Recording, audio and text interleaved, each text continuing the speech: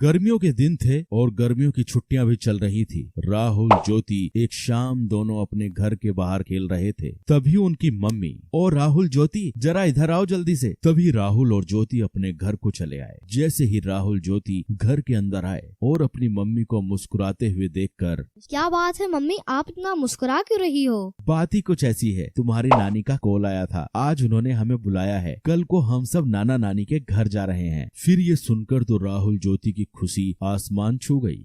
चलो पैकिंग शुरू कर देते हैं, नाना नानी के गांव चलते हैं और एंजॉय करते हैं। फिर क्या, दूसरे दिन सुबह सब लोग जल्दी नाना नानी के गांव के लिए निकल पड़े। राहुल ज्योति का नानी का घर काफी खूबसूरत और छोटा सा गांव था, जहां सब खेती बाड़ी करते थे और प्यार से रहते थे। राहुल ज्योति जैसे ही नाना नानी के घर पहुंचे तो उनके स्वागत के लिए नाना नानी तैयार खड़े थे। राहुल ज्योति को नाना नानी बोले, राहुल ज्योति आ जाओ, हमारे पास को आ जाओ। फिर राहुल और ज्योति नाना नानी के पास जाकर उनसे लिपट गए। फिर खास नाना नानी की बनाई हुई स्वादिष्ट खाना खाकर राहुल ज्योति ने थोड़ी देर आराम किया और फिर दोनों अपने नाना नानी हाल का मजा लूटने के लिए तैयार हो गए। ये लो, तुम दोनों के लिए मैंने खास इमली का रस बनाया है, इसे जल्दी से पी लो, इसे गर्मी में पिया जाता है। नानी की बनाई हुई इमली का रस पीकर तो राहुल ज्योति एकदम तरोताजा हो गए। फिर नानी जी ने आम के पेड़ पर एक बड़ा सा झूला टांगा। राहुल ज्योति झूले पर बैठ गए और झूला झूलते झूलते हवा में बातें करने लग गए और फिर नाना जी के साथ घूमने चले गए। और फिर रात हो गई। फिर राहुल ज्योति नानी जी के साथ रात के खाने के लिए फिर घूमकर घर लौट आए।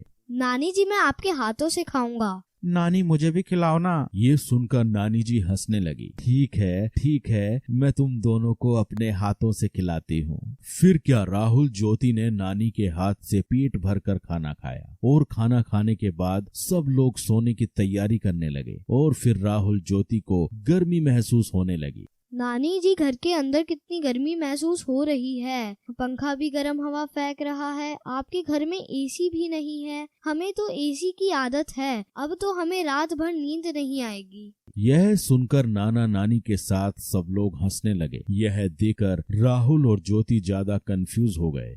आप सब हंस क्यों रहे हो? हमने कुछ गलत कह दिया क्या? ना बेटा ना, तुमने कुछ गलत नहीं कहा। छोटा सा तो हमारा गांव है, हमारे पास एसी कैसे होगा बेटा, लेकिन हमारे पास एक ऐसा एसी जरूर है जो तुम्हारे शहर में नहीं होगा। नानी जी ने फिर जाकर छत पर गद्दे बिछाए